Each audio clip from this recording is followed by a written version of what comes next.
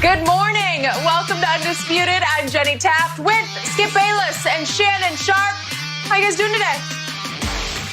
I'm doing great. Skip. We're a couple of weeks late with the lot opening up because our guy Horace Grant had a lot to say yesterday. Yeah, that's true. You know, for me, I'm just so happy this last dance is finally over and we can quit talking about how obviously Michael Jordan is so much better than LeBron ever dreamed of being. I'm glad about that. It's only obvious in a handful of people's eyes, yours and a few of those Jordan fans. So, but other than that, this thing is still up for debate in some people's eyes. Not mine, because I already know GOAT James got this thing. Of course. All right. Well, as much as we have all enjoyed The Last Dance, not everyone is so happy with what they've seen, including a former teammate, Horace Grant. And remember, he reached out to us, to Shannon Sharp, directly last week, and now he has so much more to say. Grant refuted Michael Jordan's claim that he was the locker room source for Sam Smith's famous book, The Jordan Rules. Horace went on to say that if anyone was a snitch, it was Jordan for calling out former teammates for doing hard drugs and partying in his early days in Chicago. So, Shannon, I know you guys did have that conversation, and you said he had plenty to say. So whose side are you on here? Well, Skip, I think what happened is that this book brought up some memories, because if it serves me correctly, Skip, Mike thought at the time that the book came out that the source of a lot of information that Sam Smith had put in his book came from Horace Grant. Well, like a lot of other things, Skip, people had forgotten that. Maybe he said that, but people had forgotten. And then when this documentary comes out, it brings that all back up. I was like, hold on, wait a minute. I wasn't a snitch. Sam Smith and I were friends then. We're still friends to this day. But Michael played golf with Sam Smith. Michael invited Sam Smith up to his room. How do we know Michael didn't say some of these things? And so it brought up some painful memories from Horace Grant, because the one thing, Skip, you don't want to be labeled a snitch. Tekashi 6ix9ine know full well what that snitching title gets you. A lot of people look down upon you for snitching, especially, Skip, if it's things within the team that no one would really knew about, and it's like Horace is giving out family secrets. And Horace is like, I'm pushing back against that. I think Horace isn't the only one, Skip, that doesn't like the way he was portrayed in this documentary. I guarantee you, if you put Scottie Pippen on a lie detector test, Scottie Pippen wouldn't like the way he's betrayed, because Horace also said something. Why was the hell that Scottie not going into the game in 1994? Why was that in this documentary? Michael Jordan was not even on the team. So why would you bring that up? You brought up the migraine. You brought up the bad back. You make Scottie looks bad. You talk about he's selfish. And one of the things that I gathered, and that when I talked to him, Skip, is that he's like, Sharp, you know where I'm from. Ain't nobody taking no food off my plate. He said, you can ask anybody on the plane. Yes, he did say that. But I said, F you, and I stepped to him, and he didn't move. And so a lot of things that what he said to me, he relayed in this. And I told him, I said, I don't feel comfortable, because I called him back again that night, Skip, and I said, what do you feel comfortable with me saying on air tomorrow?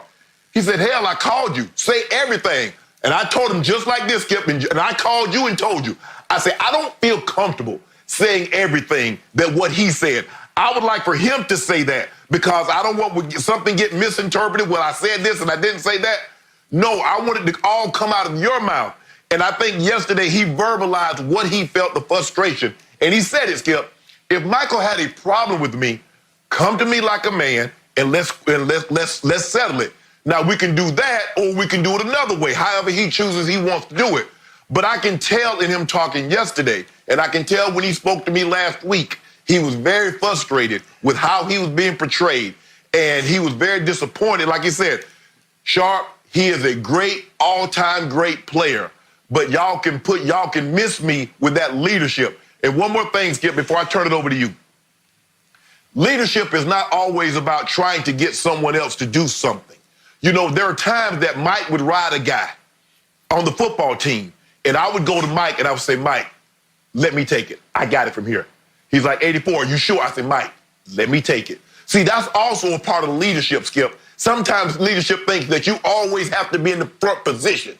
But sometimes leadership comes in the form of, hey, you run interference for something else. and you handle that. And guys appreciate that also. That's all I'm saying. But what Horace was saying, Skip, he was very disappointed in how he was portrayed in this documentary.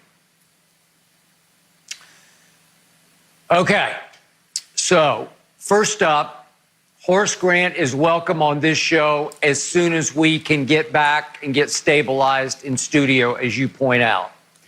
So I don't want to speak, good. I don't want to speak behind his back or out of pocket over here where he doesn't have a chance to respond.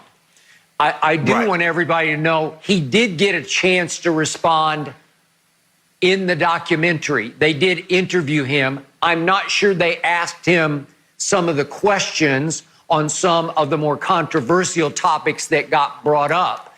But at least Michael Jordan allowed the producers to go find Horace Grant and interview him for the documentary. So you got to give him some credit for that.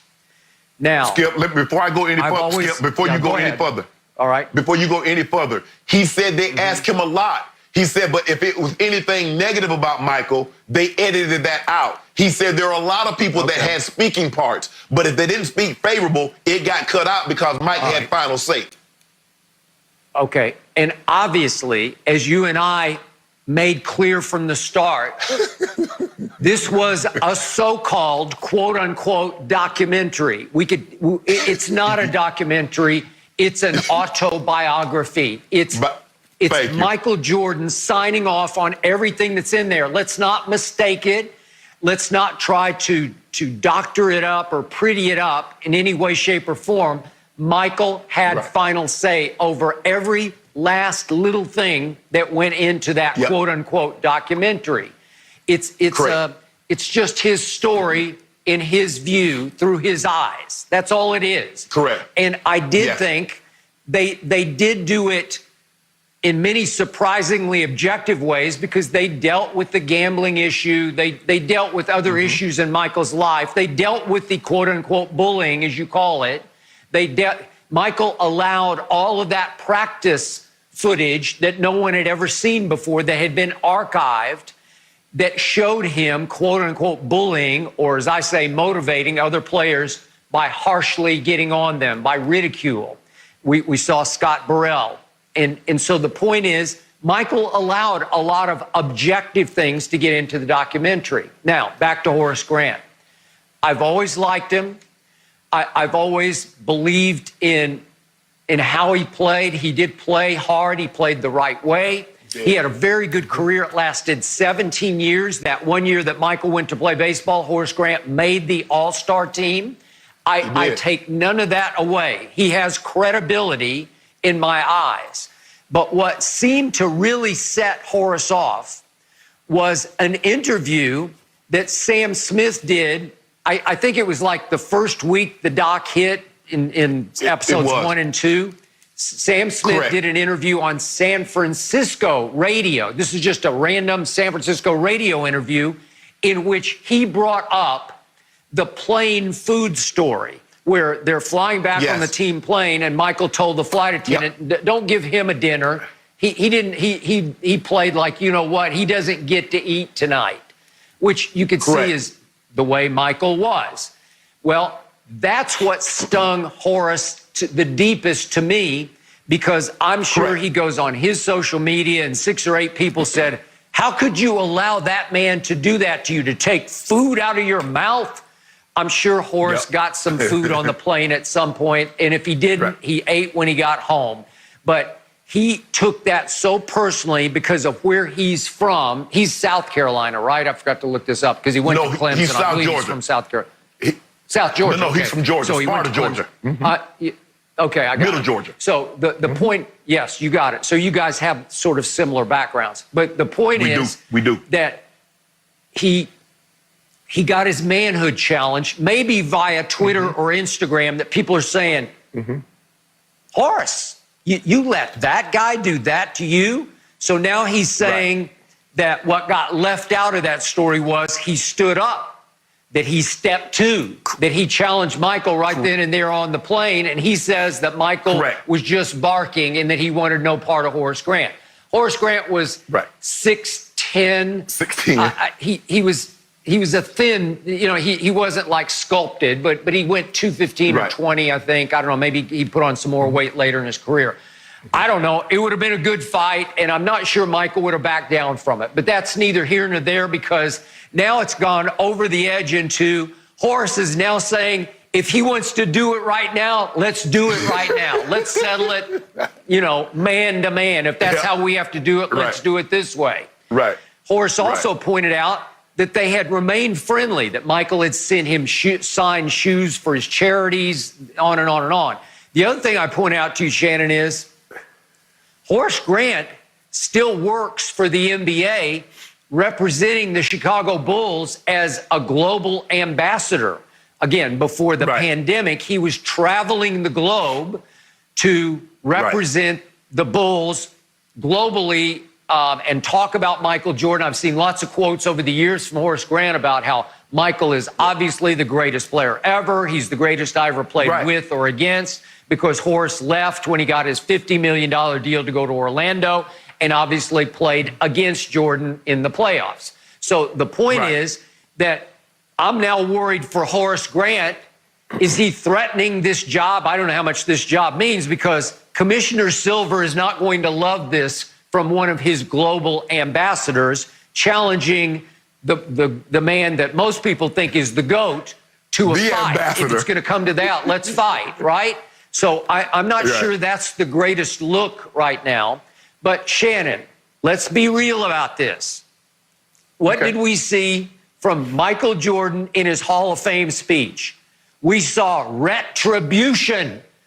We saw vendettas. We saw grudges. We saw he just